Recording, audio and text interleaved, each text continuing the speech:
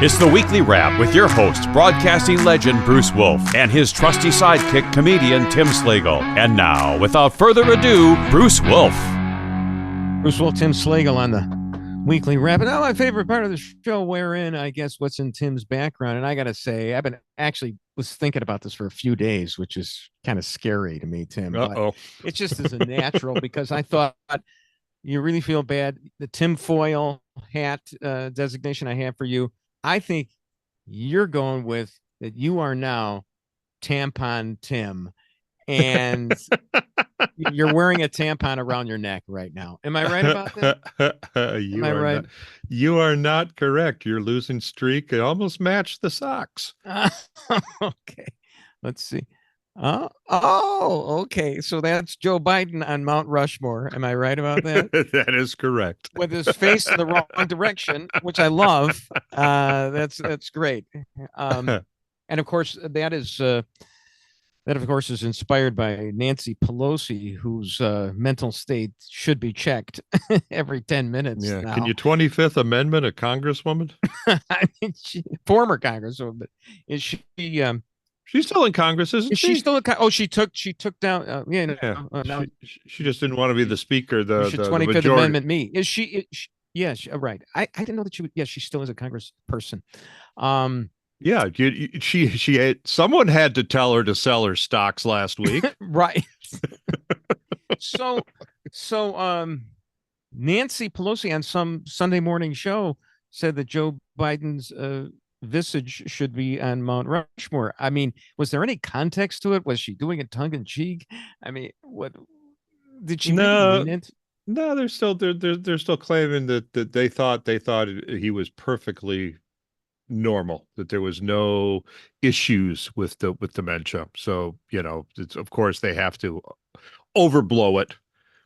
They can't just say, no, he was the same old Joe Biden the entire time. No, they have to, oh my gosh, what a great president he was. Well, I think, they're probably trying to amend what the guy right behind you on Mount Rushmore once said, Abraham Lincoln. They probably believe that you can fool all of the people all of the time. Because, I mean, if this isn't the definition of being gaslit, I forget about Biden. That's a minor thing. But I mean, the whole Kamala existence, it's just amazing. Well, sure, example, but also you have to know that they forced him out. You know what I mean? So they have to they have to they don't want, and he's still not technically out. Something could happen. Very doubtful at this point, but if Jill decides no, we should have stayed in. So now they kind of have to stroke him, to make sure that he goes away quietly. Sure, I see. Oh, we're gonna put you on Mount Rushmore if you just keep quiet. Yeah. Because that's what he thinks. That's what Biden thinks. That's what he really believes, that he is the greatest president since Lincoln. Yeah, when we know that Trump is, because Trump has said so himself. Trump had a press conference. We're recording this on Thursday. He had a press conference today, and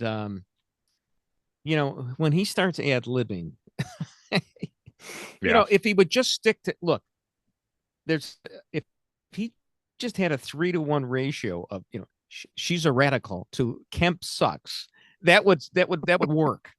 But I mean, he starts ad-libbing, and it reminds me, I'm sure it reminds you of the same thing, when Mickey Rooney ad-libbed his way through his Chicago run of Lend Me a Tenor, which I believe is a drawing room comedy which required split-second timing, and he just wrecked the whole thing. But he didn't care because it was Mickey Rooney. Anyway, that's my theatrical analogy. The check cleared. I mean, that was... It was what it reminds me of was what was the movie that Sean Connery was in? Did he play Neil Diamond's dad in The Jazz Singer or something like that? Really? I don't know, but it was some role. It was some role like that. Ill-suited. Went to the casting director and says, how much am I going to get for it? And they told him, and he goes, do I have to show up sober? Right. They go, you no. like me to He goes, sing? okay, I'll Would do like it me then. to sing Bob Birbish to Shane, because there's a lot of shiz in that, and and I know the Yiddish. So in the meantime, Harris has avoided everybody. She did talk to a couple of reporters, like said, we are going to debate, but beyond that, she didn't say very much today, which is Thursday. I mean, Yeah, talk about somebody ad-libbing and going and well, going south here's the quick. thing. I mean, all Trump, 80% of his success is showing up, said Woody Allen. I mean, you could still fail with the other 20%, I guess, but Trump does show up. And she hasn't shown up yet. And she was talking about maybe a press conference within the next 23 days. The White Sox, I think she will go longer without a press conference than the White Sox went without a victory. I mean, she's at like 18 now, and the White Sox got to 21. But I mean, how difficult could it be for her to debate? Everyone knows what all the questions are going to be, and all she has to do is study Martin Short's character of Nathan Thurm on Saturday Night Live. Remember when he was the attorney for the tobacco lobby, and he had a cigarette, and he looked very nervous, and he was saying, "What do you mean there are studies that show that cigarettes cause lung cancer? I'll show you studies where it benefits people." But yeah, that's no, I never said that. Yeah, it's even for the most skilled debater, a master sergeant debater, as long as we're going to Tim Walz military designations. It's a good thing you put the sergeant in between those tough. two words. Yeah, it would be tough. It would be very tough for her to answer the questions. I mean, what are you going to say with a straight face when she's flip-flopped on virtually every major issue? She got caught. She actually did something that she ad-libbed. Yeah, on our screen it says 15 days, but that was 3 days ago. It's been 18 days. She got caught. It looked like an ad-lib when she spoke to the crowd the other night and told a Hamas supporter to be quiet, because if you want to let Trump get elected, hey, ixnay on the protest pay. I'm trying to get an embargo on arms to Israel if you'll just be quiet right now. And apparently the campaign said that they did talk to the Hamas or Palestinian sympathizers, and she was open to an arms embargo. Then today, Phil Gordon, her muckety muck for foreign policy, said, "Oh no, there will be no arms embargo." So you got to walk back stuff, and she actually hasn't said anything herself, and they're walking back stuff. So yeah, it all bodes well for her once she actually has to answer some questions. I still think it looks like there's going to be some. I thought she'd mute the protests in Chicago at the convention because she picked Walz, but given what happened with that, they don't really care. They're still going to protest. And Sure. I'm looking for, it would be it's a great opportunity again. What? It's a great opportunity for the GOP to set up some false flag protests, actually. It's an awesome opportunity to start. I didn't even read the story because I won't read the bulwark, but I think there was a story of that nature that said that the Trump people had inflamed everything about Shapiro so that she had to go with Walz. I mean, try to blame it on Trump, Sure. make it an AstroTurf thing. He's anti-Teflon. It'll all stick to him. In his press conference, he actually said he knows Willie Brown very well, adding that Brown told him terrible things about Harris. He was not a fan of hers very much at that point. And I was just wondering, is this when she was black or an Indian? I just to get the timeline on this. Willie Brown. I have read, and of course this will never come out because we can't get past square one with her. And I think I may have mentioned this last week, that she owed Brown so much that she had to help his cronies who were facing like environmental charges on quality of the concrete and the structure of some buildings was a little wobbly in San Francisco, but who would know? I guess you could just blame it on an earthquake tremor and not. Well, Willie, I'm sure said that, when he asked her, was he black or she black or Indian at that point, she probably said, well, she did seem to know yoga. Okay. So, I'm so glad Chris Matthews has inserted himself into the election because he got fired, I think, for some sexual harassment thing at MSNBC a few years ago. Too many thrills up the leg. Yeah, well, here we go. He didn't have a thrill up the leg for Kamala, but he says she's like John Wayne. She's a natural leader. I mean, I thought, and I always have to be careful because it was Breitbart News, and I'm figuring, it's I don't know, they made it up. No, he actually said it. She's like John Wayne. Thanks for dating yourself, Chris. But John Wayne, I mean, I don't remember. Did John Wayne, like as Rooster Cogburn or whatever, did he get on his knees and fillet his way to the top? I just don't remember the movie. Well, was so I tell long you, ago. Pilgrim, Yeah, I think we should focus on what can be, unburdened by what has been. Did not know, folks. I did not set this up. I didn't know this is one of Tim's many voices. Oh my goodness. Oh, that's terrific. Can you do a Kirk Douglas for us real quick? I can do Rich Little doing Kirk Douglas. Go ahead. Let's hear it. Yeah, right. It. I'm not mad. That's Frank Gorshin. Frank Gorshin doing Kirk Douglas. So it's Rich Little doing Frank Gorshin doing Rich Little. Do you ever see Frank Gorshin imitating Kirk Douglas talking to Burt Lancaster? That was the best. Hey, Kirk, I'm not mad. All right. See, now you don't even have to go to YouTube tapes of Frank Gorshin. If you do, see him as the Riddler. Bruce Wolf, Tim Slagle on the Weekly Wrap.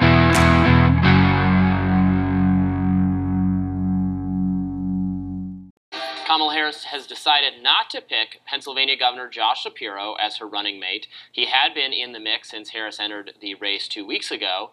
Shapiro boasts high popularity in the key battleground state, but his more conservative views in support of Israel and its campaign in Gaza was a certain point of contention among progressives who do not want the effort to continue to support Israel. The 51-year-old Jewish governor got pushback recently on an unearthed Philadelphia Inquirer op-ed he penned decades ago when he said there will never be peace in the Middle East. Bruce Wolf, Tim Slagle on the Weekly Wrap. Hey, nothing. I'm Jewish, and nothing a Jew likes better than a Jew who, as they say now, unjews himself. Prostitute, and it doesn't even work. I mean, it's. Do you think he got a text from his wife saying you could put down that double bacon cheeseburger? They picked Walz. I was thinking, first of all, there's a possibility that, and we'll get into this Walz thing in a second. I mean, I would think it was be so funny if Walz got kicked off the ticket because of this military stuff. It's kind of a dream. We'll get into it in a second. But if Shapiro then got the job, would he be willing? He's an Orthodox Jew. That's the toughest rank, right?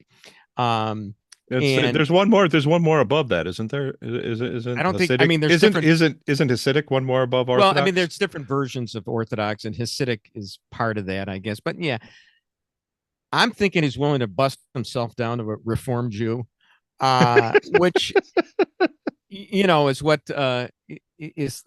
I forgot what the exact quote was. It was like, the Democratic Party with holidays, and he'd be willing to do, because he was an embarrassment. The guy was an embarrassment. But here's what I'm really worried about. The Republicans outsmarted themselves. Absolutely. Trump never should have done the debate, right, with Biden until it was too late, until we saw what he was, after the convention. Then they couldn't have replaced him. Now all this stuff is coming out about Walz.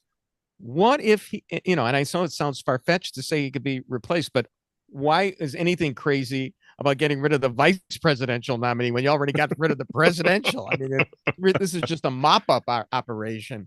Well, at this point. I'll tell you what, though, if the Trump campaign people had been Could you listening do that to in a John Wayne voice, please? well, Tim? I'll tell you what. If they'd been listening to the weekly wrap, they would have known that it was a setup all along. Right. So but if they get rid of Walz and then they put in Shapiro, the Republicans are back in trouble again. I would think, although, God, I mean, how could they do that? How could they? I mean, why do you think she took Walz? Because, I mean, there's several theories. It's obvious why she took Walz. Okay, go ahead. He's a Minnesota Lutheran. He's about as far as you can get away from a Jew. Yes, absolutely. There's no Jews. We're not gonna. I'm doing my imitation of Pilate in Jesus Christ Superstar. Josh Shapiro, are you the king of the Jews? All right. The great thing is that you don't know who I'm imitating. Am I imitating Dennis DeYoung from Styx doing it on Broadway? No, that was the movie version. Huh? And I don't know who played him. So it sounded a little like Werner Klempener. Klemper, you know, I mean the commandant and Hogan's Heroes. Okay, a little bit. Anyway, Hogan. You got a million of them. I'd probably do a better Jimmy Durante than I do too. All right, Chris is already, our producer is saying he's ready to shut the tape on this because now it was bad enough when I'm doing references to the 1970s or 60s, but Jimmy Durante goes back to the 50s and 40s, and it's vaudeville. He was in vaudeville. Oh, sure. So here's the thing. I'm so hopeful though, because I love Schadenfreude and everything. I would love to see this guy Swift voted. I mean, it's looking that way. It is actually looking that way. There is momentum building behind his stolen valor. Yeah, you know, one guy was trying to say it was actually shady, and I was thinking, shady valor. That sounds like a white rap artist to me. But here's the thing with this stolen valor thing. I read a really great article. I recommend it. It's Ryan Mills' National Review. Yeah, of course, National Reviews, they're not really biased that way. I mean, they talked to the guy who had to replace him, the guy who's supposedly disgruntled, this Barons, who became the sergeant major. And by the way, before today, the only time I'd ever heard the term sergeant major used was by Paul McCartney and Wings in the song Jets, Sergeant Major. And I think McCartney may have been dressed as a sergeant major on the cover of Sgt. Pepper's Lonely Hearts Club Band. Other than that, that might have been much later. Yeah. Okay. So here's the thing. So he actually did, no question about it, because they tweaked, unquote, the website, saying was not a sergeant major. He was actually a master sergeant, which is lower than that. And you know what the Democrats are trying to do is say, oh, this is just inside baseball. Nobody cares. Nobody cares about these designations. And it's not stolen valor. It's borrowed. Or maybe it's looted valor. It was valor under $950. Right. Or, it was a library. We're not going to prosecute that, of course. It was like a library book that you took out for since 1990. When was it? 2006, and now you want to return it. Okay, and and with an amnesty. The problem is that it's twofold. For one thing, he tried to say that he said he carried weapons in war. Now, Tim Walz, got to give him credit, because he's not a lawyer, and he's talking. I mean, that's as good as a Bill Clinton. It depends on what the definition of is. By saying you carried weapons in war doesn't mean he actually used them, huh? During war. Yeah, that sounds to me a reasonable. Is that you were in combat? You were carrying around? No, he wasn't. No, there was Okay. a war and he had a weapon. So that's Right. It's kind of like when Bill O'Reilly said he was in a, I think he said he was like in the combat zone in uh during the Falklands War. But he wasn't anywhere near one. Okay. But I don't think there was Brian a Williams, I of don't think course, there is the was a classic. combat zone in the Falklands pretty much. It was pretty much they showed up, Whatever. That was it was the they gave it him the was the flag ocean. back. Yeah. All right. So that's one thing. He made that representation. The other thing is that was whether he bugged out when he knew, and this article says he was alerted that there was going to be there was a warning that there was going to be a deployment, but he pulled out before what I think it's called stop loss or whatever. It's before the deadline, but he knew about it and he had trained for this. He'd never finished the training, I guess, but he trained for it, and then he bugged out. And the guy who's they claim is disgruntled is the guy who replaced him. The irony is that at least one guy who was in the unit says better off that there was the guy that replaced him. He was more decisive. He was just a better leader than the assistant high school football coach turned out to be. You know, I've always said that about Trump. People talk about him getting out of Vietnam because his bone spurs. That was legit. I know, but would you have liked to have been in a foxhole with a guy like Trump? I mean, I think he actually did he did everyone else that would have been in his unit a huge favor by not going. No, absolutely no question about it. And I think, thank you for your service, Tim Walz, for getting out of there because we wanted some real soldiers. So yeah, you don't want a guy going into battle saying, you know, I shouldn't even have this gun. There's really no use for this gun. You should just take this gun away. Not only should the citizenry not be armed with these, but the military shouldn't be armed with military weapons. So anyway, one step removed from electric tanks, I think. So here, I'm just thinking, okay, they swift voted Kerry, but that's 2004. We've come a long way down the road.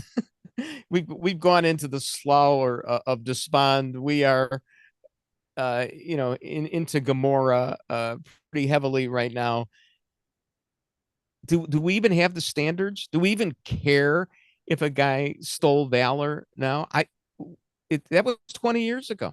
Well, I've already seen that they found a Gold Star mom from one of the guys that was in his in his that died in battle. And what'd she say? She said, I wish my son had bugged out like he did. There you go. I think I'm paraphrasing. No, I totally get it. But the problem is, they're all saying, oh, he served 24 years. But if you hold yourself out as doing more than you actually did in that context, in a wartime context, I think that's still possibly a killer for you. That can knock you out.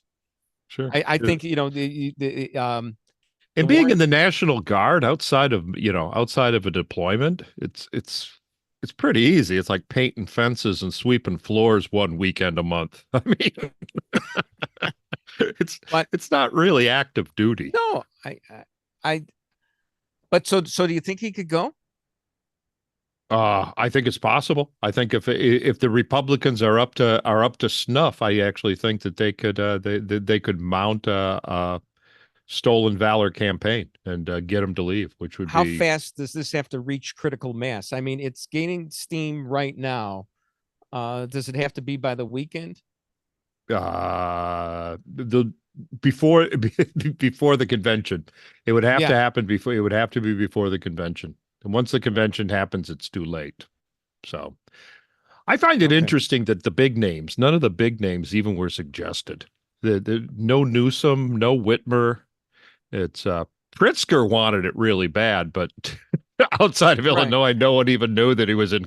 Outside of Pritzker, no one knew he was even in contention. But none of the big names. Well, the thing is, and there's good argument for this. She didn't want anybody to overshadow her. Problem is, she just may have gotten somebody who can't even undershadow her. I think it's the other way. I think the big names knew that it was a sinking ship. This is a loser. Yeah. Bruce Wolf, Tim Slagle on the Weekly Wrap.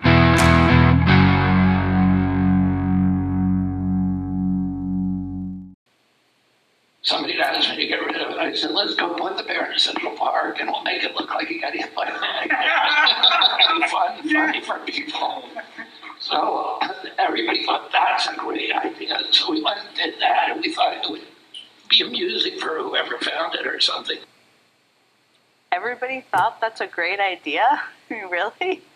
I mean, who might have questioned the decision-making on the dumping of a bear carcass after a day of falconry and fine dining at a steakhouse? But of course, it turned out it wasn't such a great idea. Tim Slagle on the Weekly Wrap. You know, I was first exposed to this RFK Jr. story on Twitter, and I thought he was like a total nutcase. And then I actually watched a couple of clips of him talking about it, and it sounded kind of sane to me for some reason, except the part where he just dumps the bear off. I mean, Well, I mean, it could have been worse. He could have left it in a lagoon off Chappaquiddick Island. As Kennedy malfeasance goes, it's not so bad. Now, it is probably the most minor Kennedy malfeasance of all time. You think about, do you remember the rape trial in Chicago where they made a, I don't know if it was Chicago. Was that William Kennedy Smith? William Kennedy Smith, and they put a blue dot on his accuser. And I got to tell you, Teddy, who had screwed the pooch when he was interviewed by Roger Mudd on why he wanted to be the president. I suggest Kamala doesn't look at that when she studies first interviews. He was great on the witness stand. He commandeered the whole thing. He didn't listen to the questions. He said whatever he wanted to, which was good because when you're being cross-examined, it's basically the defense attorney's chance to just use you as a sounding board, the witness, so the attorney can testify. But Teddy flipped him and did a great job. He might have made a great president for ushering us into socialism. But Chris, our producer, was asking, did you see the car that RFK Jr. was driving around in? And it's just like this ratty old van. And I was thinking, well, that's typical for third or fourth generation wealth. They don't care about driving, the latest Tesla. When I used to get on the commuter train in Lake Forest. Not that I lived there. I lived way west, but I had to drive east to Lake Forest. And Marshall Field III, or was it the third or the fifth? I can't even remember at this point. Probably the third. He had a safari station wagon in the Lake Forest lot. An old safari, because they don't care. They're not trying to prove anything. They got it. To the contrary, I think they at that point they try to hide it. Right. At that point they try to pretend that everything's on their merit. Right. Well, that's why I think Marshall Field V was some sort of docent for one of the museums. Maybe I'm thinking how about the Field Museum? Does that sound about right? Yeah, maybe. Yeah, duh. No, it was the Rosenwald Museum of Science and Industry, Bruce. No, it was the Field Museum, and he had made the whole thing politically correct. Sure. He had made the fifth. The fifth. Yeah, the fifth. I don't know that did they get past Roman numeral 5? I don't know. I'm not even sure. Looking at his age, I'm pretty sure. Well, but that guy. But look at how smart that tie is. Maybe not. That's a smart tie, and I don't think he ate bear meat. I'm gonna bet that, that he didn't sneak into the Field Museum and rip off the hide of one of those bears. And somebody pointed out. Somebody pointed out to me that all these degrees like sociology and history and gender studies and stuff like that, those degrees were intended for Marshall Field V types. Essentially it was to give somebody with a lot of money an opportunity to get that degree that his parents are going to require. Well, and here's the thing. That doesn't really need a job. It was never intended for poor kids. Right. But think about it. The fact that, middling kids wound up getting those degrees tells us about the democratization of social status in these United States. Just put a Roman numeral after your name, and you too can, we ought to sell them. We ought to sell Roman numerals to the middle. That's the whole thing. That's the ticket for these schools that are fast, because especially because of the population, we're not reproducing ourselves.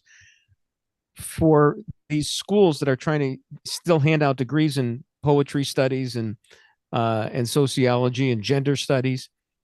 Poetry is not bad. Gender studies is, and what? But why don't we say with the degree? You not only get a degree, but you get a Roman numeral after your name.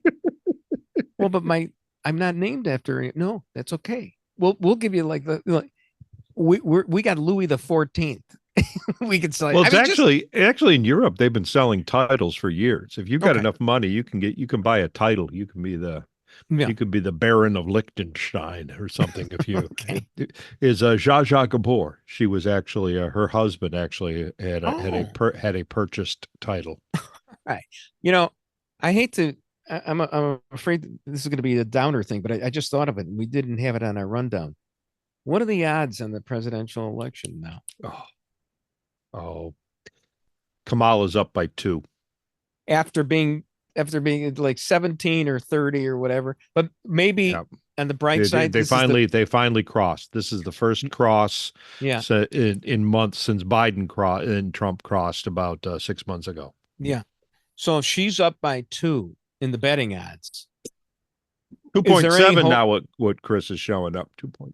Yeah. Is there hope that this is the peak? I mean, you'd think that it wouldn't be because they got the convention, but maybe things will start tanking. There are, some factors like is anybody going to get on her that she hasn't talked to the media yet? Because they're going to get upset. At some point, they stop being obsequious, you hope, they get upset that they're not being talked to. Maybe. They ran an entire campaign in 2020 from a basement. It's kind of how they work now, and they put her in without any election whatsoever. I mean, we're very close to being ruled by a Politburo at this point. Yeah. I think think of the progression there with Biden, and then the Kamala without even a primary. Your next Democratic candidate could be AI, could very well. It won't actually be a real person. I'm sure that's been done.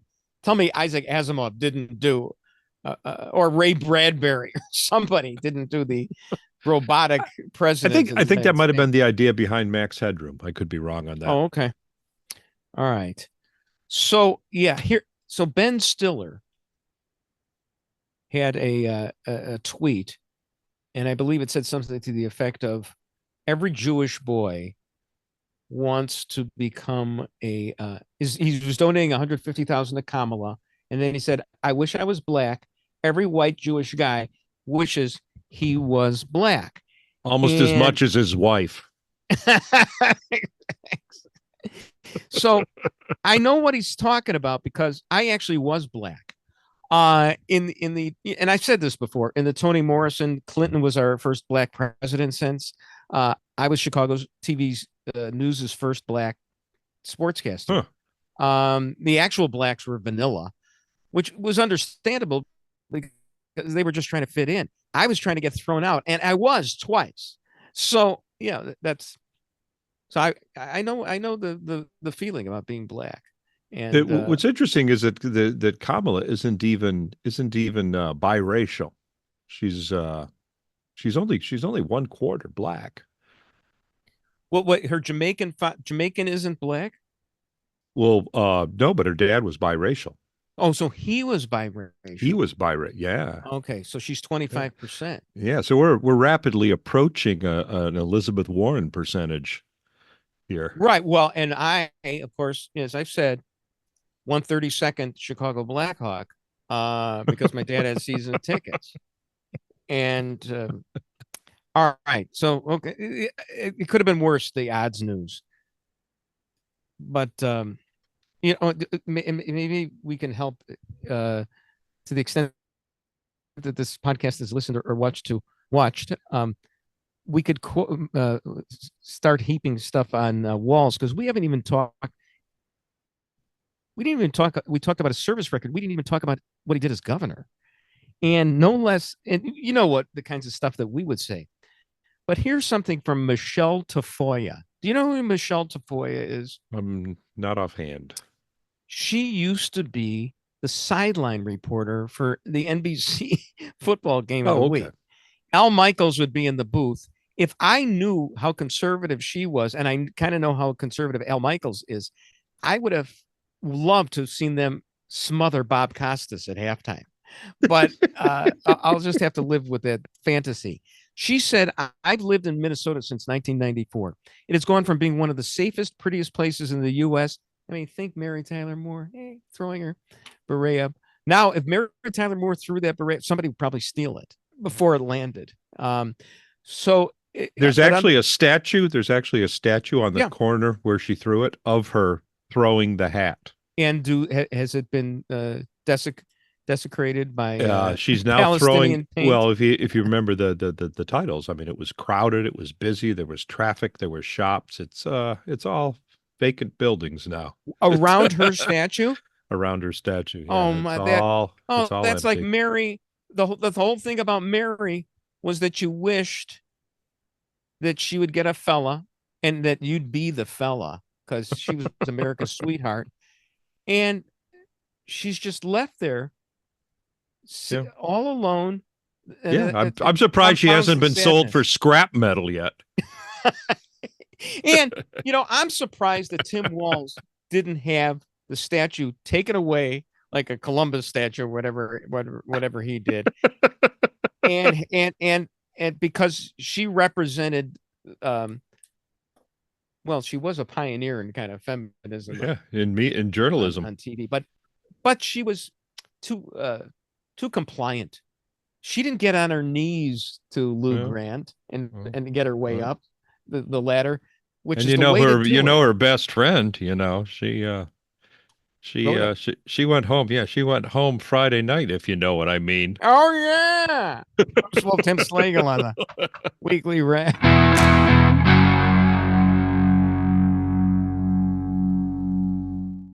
Out of 100, he's going to be the best Bears quarterback ever. Caleb Williams has the opportunity to be the biggest thing in Chicago since Michael Jordan. Michael Jordan. And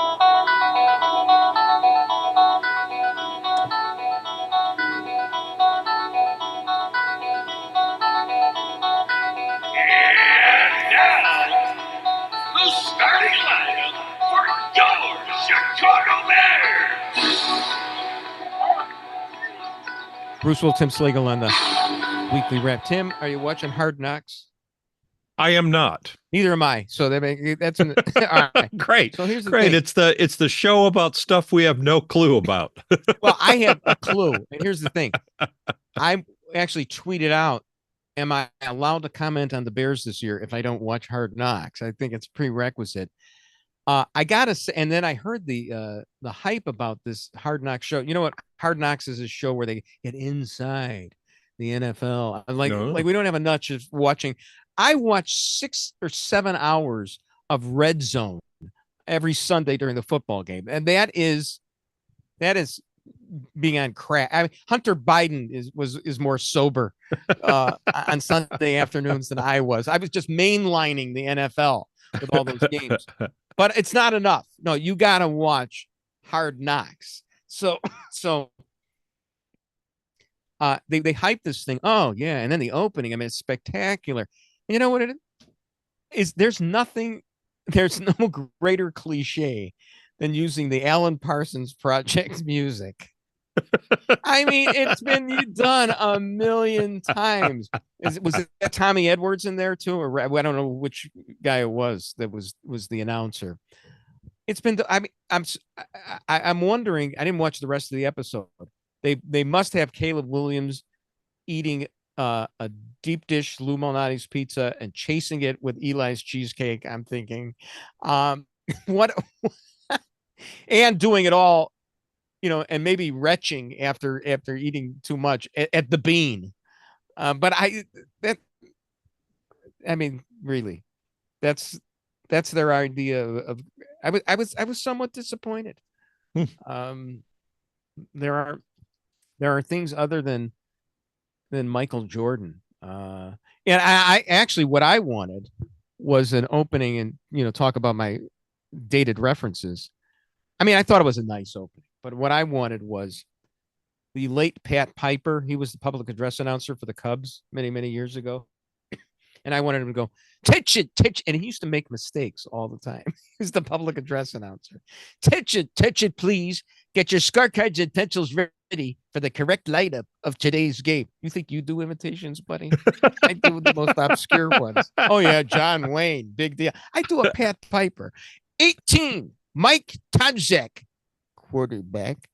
Correction, Caleb Williams, quarterback. See, that's what I wanted to see. That's the opening I wanted to see for Hard Knocks. I might have watched past the opening for that. Holy cow! Oh, I got to tell you, you're just game, set, match for Tampon Tim today. I mean, not only you kind of look a little like Harry, but a little bit. Take your shirt off right now and get drunk. Hey, no, that's a great Harry. Of course, it's hard to do a bad Harry. Right. Even the bad Harrys are good. Will Ferrell's Harry, which sounded nothing like him. He looked like Einstein with his hair. Einstein after he put his finger into the electric socket, his hair flying over. He's just, all you have to do is try to sound a little drunk. I was talking to my hairdresser, and she said, she goes, I just found out that Harry Carey was a real person. I went, what? She goes, yeah, I just thought it was a weird character that Will Ferrell did. Sure. So that's where it is. No, that's like when I was growing up. I finally took like a unit on Russian history when I was in high school, and you come across Boris Godunov, and you immediately go Boris Badenov. Was he married to Natasha Fatal? I don't think she was. I think she was the honeypot. I think she. Yeah, no, right. He wasn't married to her. If anybody, she was Mr. Biggs. She could have gotten information out of me. Let me tell you. Oh yeah. Oh, but there were all these references at Rocky and Bullwinkle that I never knew. Would not have known. I didn't know they were parodied. My favorite is Captain Peach Fuzz. Yeah, Captain Peter Wrong Way Peach Fuzz. Yeah, which I believe is going to be the designation for Tim Walz by the weekend. I'm not sure. He's going to be demoted to. It's actually closer to Biden because Wrong Way Peach Fuzz, his crew got tired of getting lost. Mm-hmm. So what they did was they disconnected the controls of the ship and put. Wait a minute. Was there an actual Peter? No, wait. That's no. This is just Bullwinkle trivia. Oh, okay. It's Bullwinkle trivia. There really was. No. They disconnected the controls of his ship and put duplicate controls right beneath, so they could actually steer the ship. And Captain Peach Fuzz had no idea that he was no longer controlling. And so he's a great metaphor for Joe Biden. Yeah. All right. Just tell me, just so I get real history from Bullwinkle history correct here. There were no actual metal munching moon mice, were there? We've never really discovered them. I think there were. I think there actually were. I'm credulous, man. I can believe anything. Hey, so as we're speaking, tomorrow, the two so-called female boxers, the ones with the XY chromosomes, are going to face off against each other. And I got to tell you, I'm a little bit disappointed because, in the preliminary matches, no one died. Okay. So, I mean, everybody made a big, somebody's going to get killed. But nobody got killed. I mean, was anybody really hurt that bad? I wasn't watching. So is this the final, or is there still more rounds to go? I mean, that's it. I think, the next thing. The two men actually made it all the way through the brackets and are now facing each other. That's, on Friday, which, was when, this podcast drops, I guess. But, no, I think after that, you have to face the corpse of Rocky Marciano, I guess. After that, I face a real man. But yeah, it was a little disappointing. I don't know how much of a controversy. I didn't watch that much of the Olympics, so I didn't.